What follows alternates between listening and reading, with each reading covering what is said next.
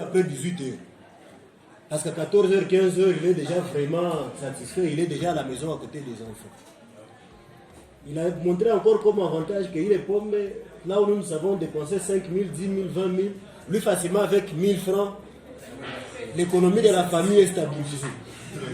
Vous imaginez déjà qu'il commence à réfléchir comme ça. Marie-Rose, comme ça, on peut prendre la parole. Si vous avez toujours à dire. Oui. Mon intervention rejoint la proposition de Julien. Je voulais parler de la prévention. Je trouve comme si c'est le pilier qui nous concerne plus spécifiquement. Dans notre société, dans notre aspect Cocorico, nous avons une branche de l'école de paix. Comment nous sommes venus à ouvrir cette école? Nous avons vu qu'il y a beaucoup des abus à Panzi. Avec les jeunes, il y a beaucoup des abus. Maintenant, on a pris la stratégie de former d'abord des enfants. Des enfants qui sont des petits-enfants, des écoliers, des élèves. Puisqu'il y a une bibliothèque qui vient dire souvent, on a ouvert une école de paix. Cette école produit des fruits énormes que vous ne pouvez pas imaginer. Chaque fois, ils organisent des théâtres, des conférences entre eux, les petits-enfants, les enfants du quartier. Il y a des jeunes, des grands maintenant, des jeunes de 18-19 ans, qui sensibilisent même leurs amis, leurs camarades de classe, leurs proches du quartier contre les histoires là surtout, les boissons fortement alcoolisées. Bon, je me disais, proposais aussi, pourquoi on ne pouvait pas étendre ces écoles-là, comme dans chaque commune ou dans nos organisations, nos petits-enfants forment aussi des autres, étendre ces écoles de paix dans différents secteurs, dans différents quartiers, puisque chez nous ça produit. Moi, je crois que vers la fin, voir comment on peut en faire une tâche d'huile dans toutes les autres communes, dans tous les autres quartiers, c'est une très bonne expérience qui risque d'être vraiment partagée. Avec votre autorisation, nous allons prendre alors le dernier pilier et entrer au partenariat. Celui qui est là-bas peut nous lire ça rapide.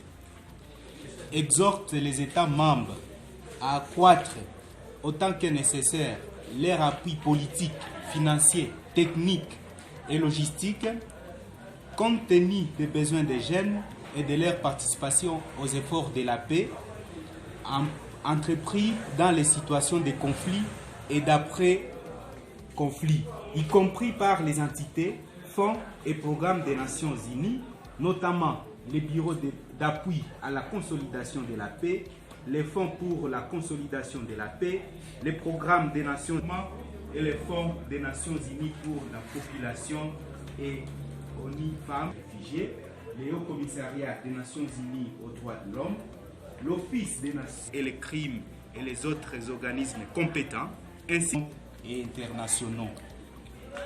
Souligne les rôles cruciaux que joue la Commission de consolidation de la paix dans la lutte contre les causes et les facteurs de radicalisation des jeunes qui conduisent à l'extrémisme violent et, dans certains cas, au passage à l'acte terroriste, en faisant figurer dans ses avis et recommandations sur les stratégies de consolidation de la paix des mesures consistant à associer véritablement les jeunes aux activités qui se déroulent en temps et au lendemain des conflits armés. Engage les États membres à se rapprocher des communautés locales et des acteurs non gouvernementaux pour arrêter des stratégies, des mesures à permettre de faire pièce au discours et à l'extrémisme violent susceptible d'inciter à des actes terroristes, à s'attaquer aux conditions qui sont les terreaux de l'extrémisme violent, qui sont propres à faire les lits de terrorisme, et notamment en responsabilisant les jeunes et les familles, les femmes et les dignitaires du monde de la religion, de la culture et de l'éducation et tout autre groupe concerné de la société civile, et à se donner des approches spécialement adaptées pour faire obstacle à tout recrutement dans ce type d'extrémisme violent et promouvoir l'inclusion et la cohésion sociale. Engage tous ceux qui participent à la planification d'opérations de désarmement, démobilisation et réintégration à prendre en considération les besoins des jeunes touchés par les conflits armés, y compris certains aspects spécifiques comme A. Une offre plutôt d'emploi pour les jeunes tenant compte des réalités et de la problématique hommes-femmes, des politiques du travail inclusives, des plans d'action nationaux pour l'emploi des jeunes établis en partenariat avec le secteur privé, conçus en concertation avec les jeunes et prenant en considération le fait que l'éducation, l'emploi et la formation sont indissociables pour ce qui est de prévenir la marginalisation des jeunes. B. Des cursus éducatifs adaptés et conçus de façon à promouvoir une culture de paix. Le but étant de doter les jeunes des capacités et les compétences répondant aux besoins du marché du travail. Ça n'a jamais existé. Quand on les demande au ministre, les ministres qui brandit l'arrêté qui demande des consignations de la jeunesse. Mais la politique n'a jamais existé.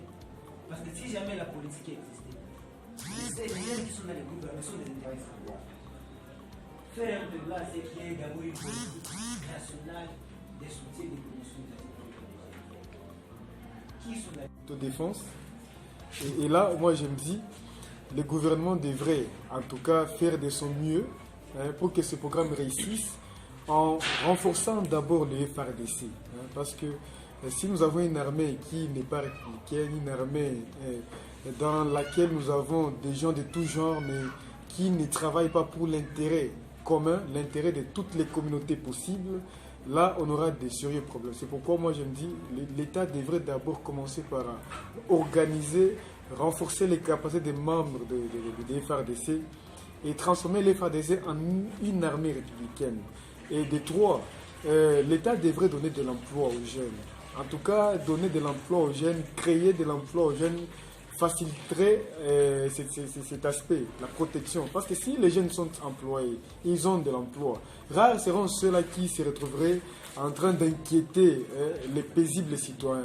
Et donc ceux-là qui se retrouveraient dans ces sales besognes, ils seraient considérés comme des bandits et qui seront en tout cas châtiés par la loi. Et donc le contexte aussi du pays fait que nous avons autant de jeunes dans des groupes d'autodéfense, autant de jeunes dans des groupes de bandits, autant de jeunes dans des groupes armés. Mais notre État devrait prendre cette histoire au sérieux, renforcer, de faire de son mieux pour que ce programme d'abord qui va commencer soit un programme qui va contribuer notamment à la restauration de la paix, à la stabilisation de l'Est du pays, de l'Est de la RDC, aussi renforcer les FARDC, former en tout cas une armée républicaine que notre pays a besoin pour le moment, et les trois, créer de l'emploi aux jeunes. En tout cas, moi je pense que ces trois éléments faciliteraient, aideraient à renforcer la paix en RDC, et surtout dans cet aspect on considère que les jeunes sont là et les jeunes sont capables d'aider le gouvernement une fois qu'ils sont considérés. Merci. Oui, je marie beaucoup l'idée de Didier Katembera dans la mesure où ça frappe beaucoup sur la présence des jeunes dans les groupes armés. J'aimerais personnellement qu'on la présence des jeunes dans les groupes armés. J'ai rencontré certains. Si vous les écoutez bien, il y a des prétextes qui sont autour d'eux, mais ceux qui ne sont pas les blancs. Ce sont des personnes qui vont dans les milieux, dans la cité.